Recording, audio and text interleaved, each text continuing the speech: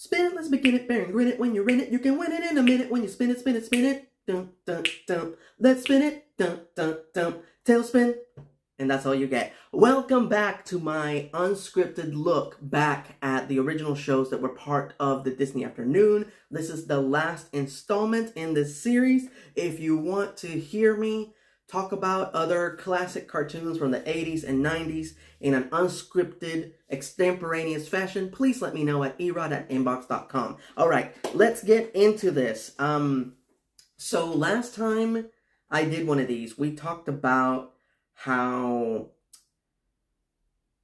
a lot of the shows that were exclusively created for the Disney Afternoon during their production, during their pre-production period, they were supposed to be something completely different than what we ended up getting. Like how Rescue Rangers was supposed to be an animated series of Disney's The Rescuers.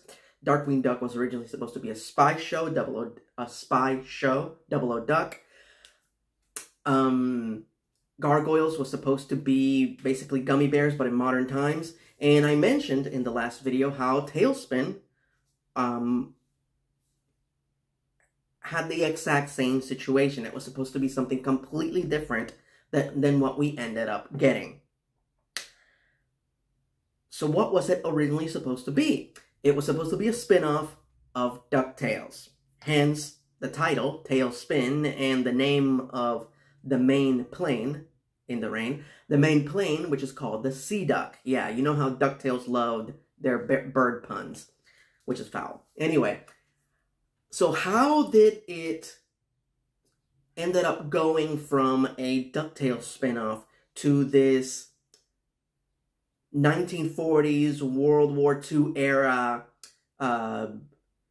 Indiana Jones show starring some, but not all, some of the characters from the Jungle Book? How the hell did that happen? Well, to explain that, I have to back up all the way back to the beginning. Let's take it full circle. Let's go back to the beginning while the creators of the Disney Afternoon shows were actually plotting the shows that were going to get things going. This is before we saw DuckTales, the Woozles, and the Adventures of the Gummy Bears hit the air. Now, during this time, Jim Maggan, who would go on to become one of the co-creators of DuckTales, one of the many shows that he pitched was an animated series of the Jungle Book. Now, whether or not it was a continuation of the Jungle Book or a spin-off, we don't know. But that was the show, one of the shows that he pitched. Obviously, it was turned down, and he ended up working on DuckTales instead and being one of the key architects to that show and that show's success.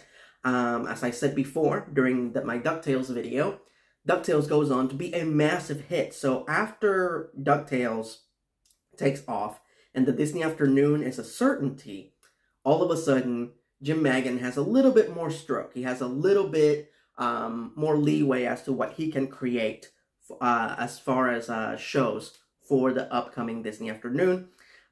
So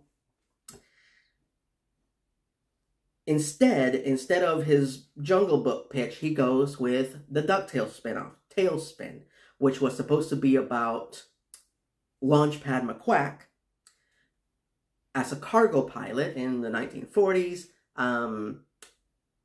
World War II era, trying to get his cargo and make his deliveries during this within this very hostile landscape. His idea was turned down. Now, here's an interesting fact. His idea, Talespin, was inspired by two things. An old forgotten TV show called Tales of the Gold Monkey, and the anime movie, Castle in the Sky. Now, what the hell is Tales of the Gold Monkey? It's a very short-lived series that a lot of people accuse of being a ripoff or trying to take advantage of the popularity of Indiana Jones. I think that's debatable because Raiders of the Lost Ark and Tales of the Gold Monkey are a year apart, which means they were probably in production around the same time. What I know it's probably right is that the network picked up Tales of the Gold Monkey because of the popularity of Indiana Jones, but I doubt that the creators were inspired by Raiders of the Lost Ark, since it's just around the same time. I'm pretty sure it's a case of parallel thinking. But what the hell is that show? It's Talespin. It's exactly like Talespin. It's about a cargo pilot in the 1940s. It's during World War II. He's trying to navigate and make his deliveries and transport his cargo in this hostile landscape, during this hostile era. And not only that, but every great now and then, he would stop at this beach bar run by Roddy McDowell, which was called the Gold Monkey. In Talespin, Baloo frequents a beach bar, which is run by his friend Louie, who is called Louie's, and is run by basically a gold monkey, orange orangutan, which is an ape. I know it's an ape, but bear with me. Anyway, so yeah, if you watch that show, you'll be like, holy crap, this is Talespin. He even flew a seaplane. But what that show was missing, in Jim Maggin's opinion, was all the aerial dogfights. Like, the show constantly talks about the main character being an ace pilot and being amazing, but you never get to see him, you never get to see his flying skills firsthand. You just hear about them, and when you see him flying, it's nothing remarkable. There's a scene on his plane, that sort of thing, and nothing incredible happens. If you're interested to know more about that show, my good friend Allison Pregler did a video on that show ages ago. You can find it here on YouTube, or you can find it on Phelan's website. The aerial dogfights from Talespin were inspired by Castle in the Sky. So what Jim Maggin wanted to do was a show like Tales of the Gold Monkey, but with the same quality of aerial battles like Castle in the Sky. That was his aspiration as far as the show. And he felt that with the immense success of DuckTales, a DuckTales spinoff was his way in. And since he was one of the co-creators of DuckTales, who could do a spinoff better than him? Unfortunately, that was turned down. DuckTales was considered to be, ironically, too valuable of a property. They didn't want to dilute things. And with the first 4 shows in the Disney afternoon, they wanted each show to be unique and new and not feel like a continuation of the last one, which is ironic because Darkwing Duck would be born out of the desire of the head of Disney Television Animation to make a DuckTales spinoff, Double O Duck. So there you go. But anyway, at the time, Jim Maggin was denied as far as making his original version of Talespin. But then, something interesting happened. The Jungle Book was re-released to theaters, and it was #1 over the weekend. So Jim Maggin, once again, pitched Talespin, but this time, what if we replace the DuckTales characters with the Jungle Book characters? Which makes no sense. Like, the Jungle Book characters are 100%, they live in the human world, and they are anthropomorphic animals, and they only can communicate with each other. They're still just animals. It's just we're seeing their world through their eyes so we can understand them communicate. And Mowgli, who has grown up in that world, he can also understand them, but they are still just animals. So it was a stretch, but for whatever reason, that appealed to the head of Disney Television Animation, especially because, you know, the animated movie was making money and he wanted to fall in the good graces of their current boss, Jeffrey Katzenberg. So yeah, Talespin was greenlit because the higher-ups thought that it could be used as a good promotional tool for the Jungle Book re-release. And it was about, I think it was officially about to come out on VHS for the first time ever, which is crazy to think that that's the way things were back then, where there were so many classic films that still hadn't come out on home video. But yeah, Jungle Book was just about to come out on home video, and the attitude was, it's like, oh, if we release this animated series, it'll basically be a commercial for the upcoming Jungle Book VHS release, which kind of stinks because their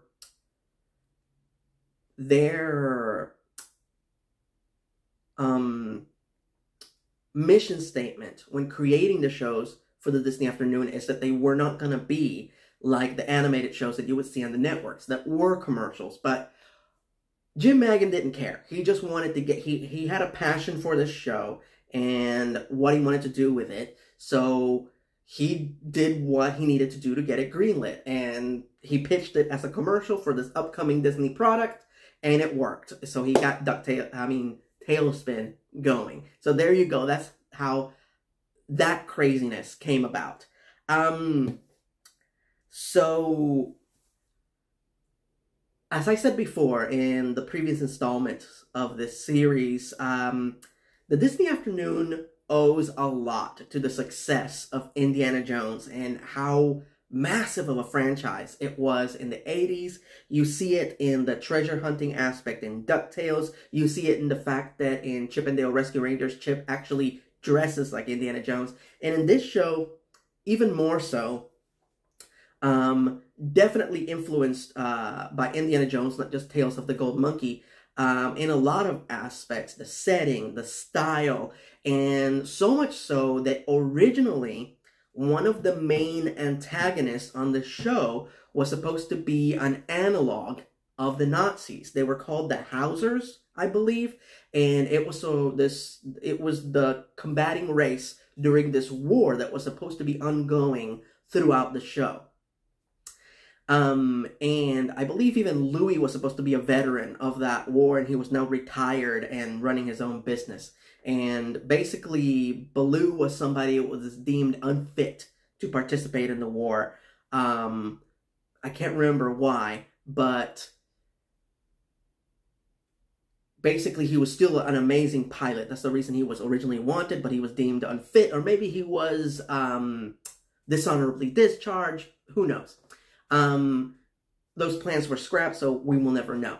But the point is that, so these characters were supposed to be like the Nazis. They were supposed to be a race in this world that was comprised mostly of German Shepherds and Doberman Pinschers.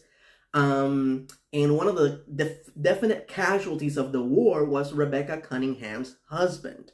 He was supposed to be, you know, this amazing badass pilot who was shut down during the war. And originally during the show's inceptual stages, during its pre-visualization stage, Rebecca was supposed to be Kid Cloudkicker's mother, meaning that would explain what happened to her husband and what happened to Kid Cloudkicker's father. That he was this amazing badass ace pilot. He dies during this war that's still ongoing, and then Rebecca has to start her own business. He starts Hire for Hire, the delivery service. They hire Baloo, and Baloo basically becomes a surrogate husband to her and a surrogate father to Kid Cloudkicker. However, once that particular aspect, once they removed the Hausers from the show, all of that went away, and Rebecca was no longer related to Kit, and Kit was an orphan, which is the fastest way that a Disney property can incite sympathy for a character. And they created Molly as Rebecca's daughter, only child, to present her as a single mother. And as far as the fate of her husband and Kit's parents, that was left completely ambiguous. So how do people still know about the Hausers? The only remnants of those characters and that concept exists in a Disney Adventures magazine comic strip featuring the characters as the main villains in that one and only story, and that's it. That was the only time the Hausers ever appeared with any connection to the show. That was it. The only warring faction that is ever referenced In the show, it are the Thembrians. There are these race of blue warthogs, and they are an analog to the Soviet Union. But again, they were presented as these comical, warlike group, and never as this legitimate threat that were fighting a war that was completely abandoned. Anyway, so let's talk about the characters. One of the main inspirations for Baloo and Rebecca's relationship on the show is that of Ted Danson and Kirstie Alley's relationship in Cheers. And I think it worked, and in a lot of ways, in my opinion, the Baloo-Rebecca dynamic to me was better. Her being this consummate professional, this person who is trying to provide for her family. She's trying to make it in this very hostile working world where nobody respects a female business owner, and her best employee, Blue's not her only employee, there's also Wildcat, is this just irresponsible, immature jackass who just so happens to be the best pilot in the world. To me, that was better done. To me, Cheers, a lot of the times, as great as that show is, one of the greatest sitcoms of all time, as great as it is, to me, it often was a slave to ratings. It needed its ratings, so often they would tease the idea of Ted Danson's character having a romantic relationship with either Kirstie Alley or Shelley Long. To me, Baloo and Rebecca were just so much better and so much funnier. I cannot praise the cast of the show enough. It had, just like the rest of the Disney afternoon shows, amazing people voicing the characters. Ed Gilbert as Baloo, who has one of the most relaxed and soothing voices you will ever hear. Perfect to play Baloo, especially within the context of this show. Sally Struthers from All in the Family, voicing Rebecca Cunningham. R.J. Williams as Kit Cloudkicker. Tony Jay as Shere Khan, who was supposed to be a much bigger antagonist in the show, very much a Lex Luthor type, but unfortunately, they didn't use him as much. They seriously underused his character in this show. Pat Fraley, best known as Krang from Teenage Mutant Ninja Turtles, voicing Wildcat. And of course, the MVP of the show, like most of the early Disney afternoon shows, Jim Cummings. Jim Cummings, again, just like Gummy Bears and Rescue Rangers, was hired to be the utility player of the show, meaning the actor who voices all the peripheral characters, you know, the pizza delivery guy, the security guard, just, you know, the character that has one or two lines. And just like most of his Disney afternoon shows, he ended up voicing a few primary characters. He ended up voicing over 40 characters by the end of this series. And then on top of that, he also ended up voicing King Louie, and the character that would go on to be the main antagonist of the show instead of Shere Khan, Don Carnage. Probably the most popular character in this show. Interesting fact about him voicing Louie, the family of the late, great Louis Prima, who did the voice of King Louie in the original Jungle Book, they tried to sue Disney Television Animation because Jim sounded way too much like Louie. So apparently, back in the day, singers and radio personalities could trademark their sound. So if any other radio show host or any other singer tried to do a show or tried to put out an album and they sounded way too much like that person, they could sue. And apparently, they felt that this was within the confines of ripping off Louis Prima's sound. So if you watch the show in order, in the pilot, Jim Cummings is dead on. It's the perfect impersonation of Louis Prima. And then from that point on, it just sounds a little different. He had to go back and re-record a few episodes and just tweak it so it would sound like King Louis, but it wouldn't be a dead-on impersonation of the previous voice actor. Which is crazy that he would be reprimanded for doing too good of a job. It's crazy. As far as Don Carnage, one of my all-time favorite Jim Cummings characters. In fact, without writing a list right now, I want to say is my second favorite Jim Cummings character, right after Darkwing Duck. Just one of the best. Hello, I am a Don Carnage, the greatest air pirate in the world. If I were you, I would be very excited to meet me, yes, no? He purposely did the most ambiguous accent that he could think of, specifically to not insult anyone, but he ended up accidentally insulting everyone because everybody who hears Don Carnage claims that is a parody of this accent, or this culture, or this particular group of people, where it's completely made-up voice, completely made-up accent, completely made-up dialect. Nobody in the world sounds like Don Carnage. But I guess it's one of those things that sounds so good, and is so well done, that people automatically say, oh no, he's making fun of my uncle. Oh no, he's making fun of, you know, the way we talk here in this country. So it's a no-win scenario. Not even Captain Kirk could win this. To me, one of the absolute biggest crimes in animation history was in the DuckTales reboot in 2017, where they not only fail to bring back Jim Cummings as Don Carnage, but the actor that they brought in to voice him sounded nothing, like not even close to the original version. And I don't want the new actor to do a perfect impersonation of Jim Cummings, but at least try to match the accent, try to match the cadence of the character.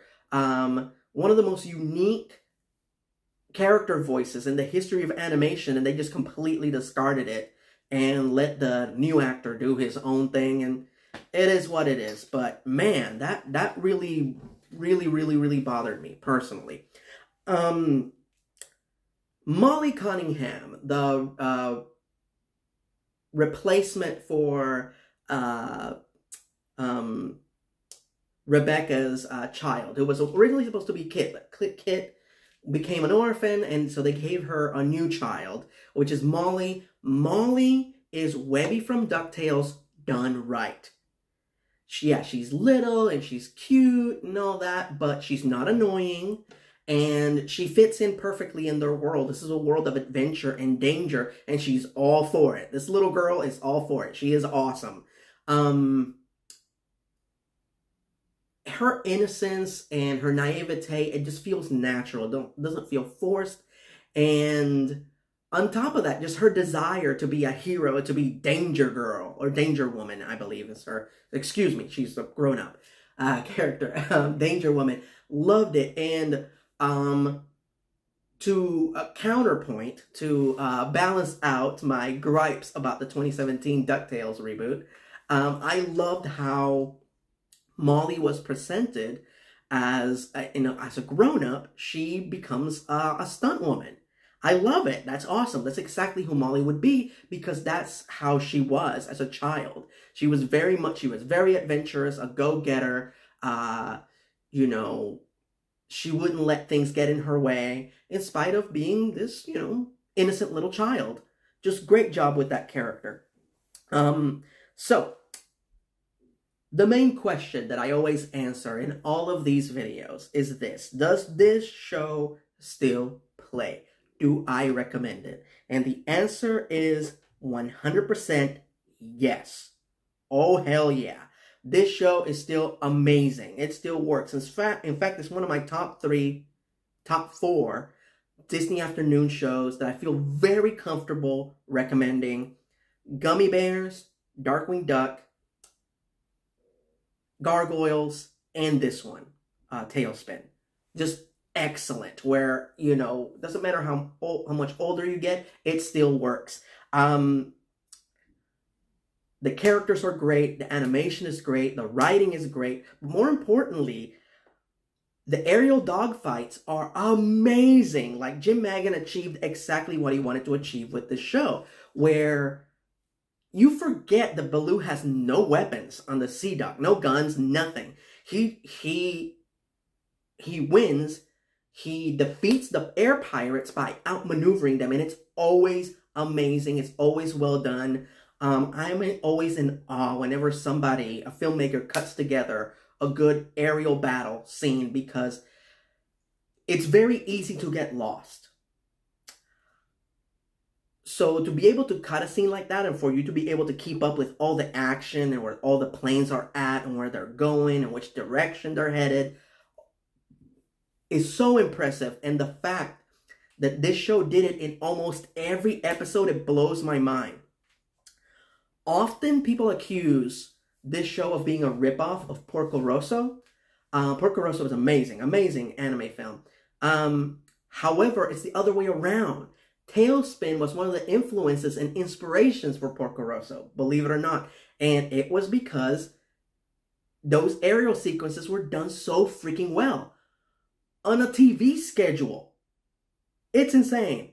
So yeah, there you go. Those are my thoughts and insane fanboy musings about Talespin, and for the entirety of the first installment, the first few shows of the Disney Afternoon. Thank you so much for listening to my extemporaneous thoughts.